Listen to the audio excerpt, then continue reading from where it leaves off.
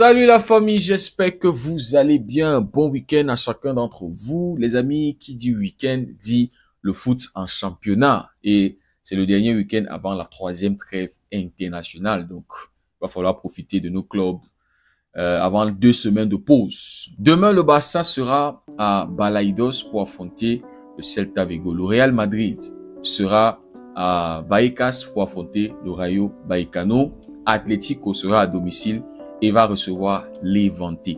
Si Atlético gagne aujourd'hui, ils vont passer au même nombre de points que le Barça, mettant la pression sur le Barça.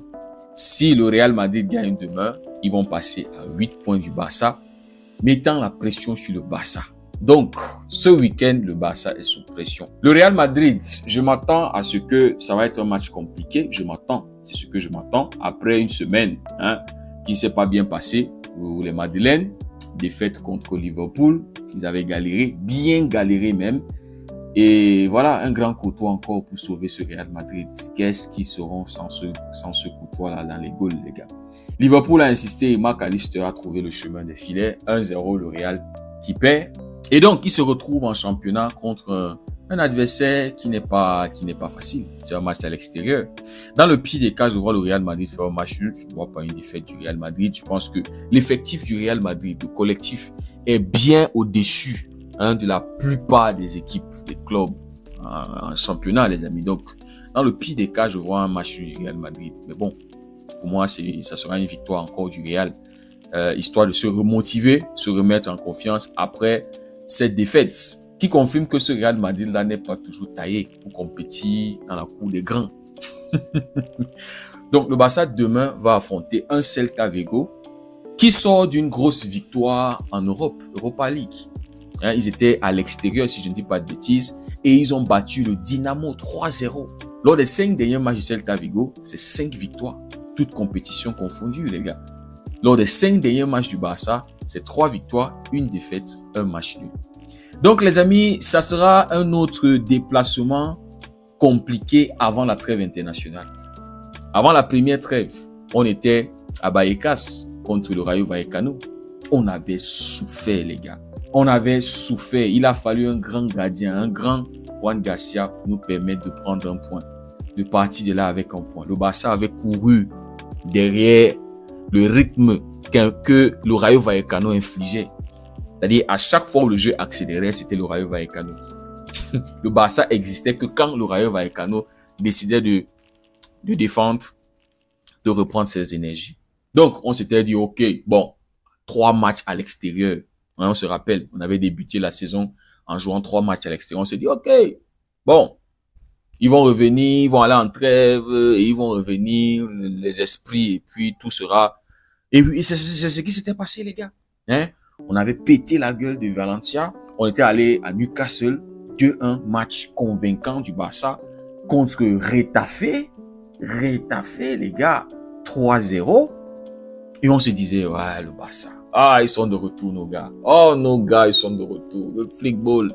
Mais non, les amis. Avant la prochaine trêve, la deuxième trêve, on avait perdu contre le PSG. On était allé à Séville, on s'était fait exploser la gueule, humilié, 4-1 contre un Séville qui actuellement, je crois, c'est combien là, ils sont 16e ou c'est quoi là, c'est 13, un truc comme ça. En fait, le pire Séville de son histoire, en fait, le pire Séville que j'ai jamais vu. Et après cette défaite du Barça, en fait, la victoire de Séville avait fait 3 défaites d'affilée. Quelle honte, les gars. Donc, on s'était dit, OK, après Séville, trêve internationale, probablement ils vont revenir et tout va se remettre encore en ordre. Mais non! On avait galéré contre Girona. Si Girona était un peu plus précis, plus de précision comme ça là, les gars, ils nous marquent 4-5 buts. Et ils plient le match en premier mi-temps. On avait galéré. Arroyo, on se rappelle, c'est lui qui nous avait fait gagner ce match-là. 2-1. Arroyo qui avait joué en 9. Et puis, contre Olympiakos, le carton rouge nous avait facilité la tâche. On se disait que, OK, quand même, on a gagné. Est-ce que, Classico, est-ce que, non? On est allé tomber à Madrid. On avait perdu ce match 2-1. Alors qu'il y avait des possibilités, Possibilité de revenir au moins avec un point. Et puis après ça, Elche. galère totale, les gars. Mais on avait quand même gagné 3-1. Et puis cette semaine, les amis, on était à Bruges, 3-3.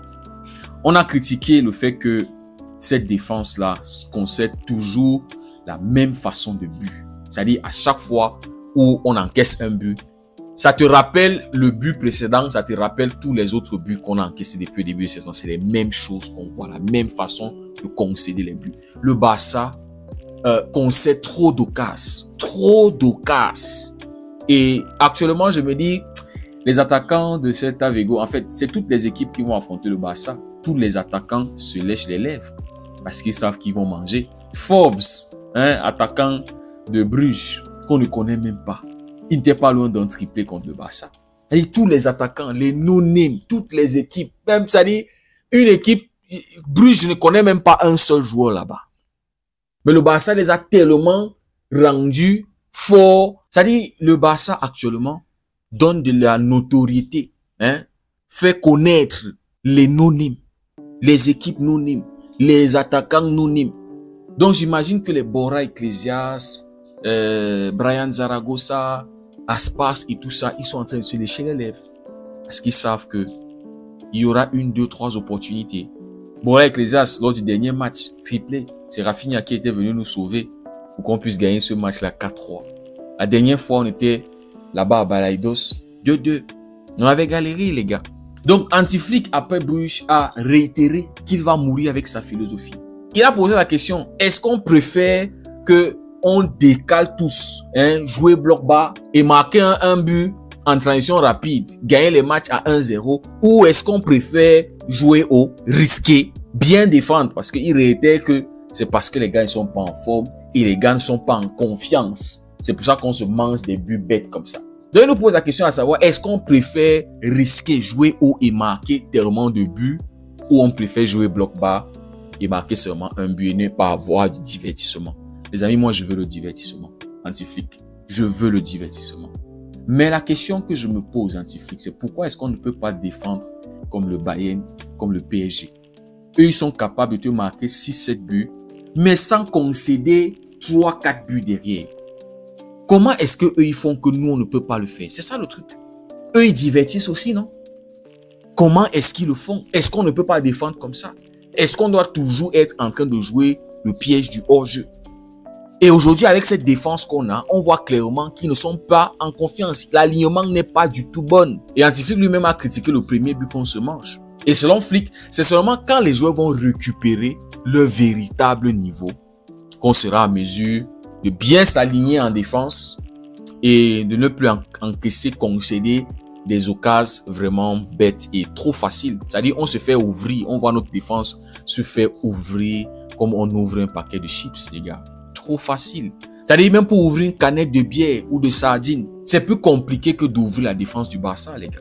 C'est trop facile d'ouvrir cette défense. Donc, Anti-Flick a été clair. Il n'est pas le genre de coach à changer sa philosophie. Les joueurs doivent revenir à leur niveau. Le pressing qui n'est pas bien coordonné, qui n'est pas bien fait, c'est parce que les joueurs ne sont pas à leur niveau. C'est-à-dire, selon Anti-Flick, la survie de l'équipe dépend des joueurs. Si on coule, c'est parce que les joueurs ne sont pas revenus à leur niveau. C'est pas à cause de son système de jeu. C'est pas à cause de sa façon de jouer, les gars. Donc, je pense que on doit plus se plaindre, les gars.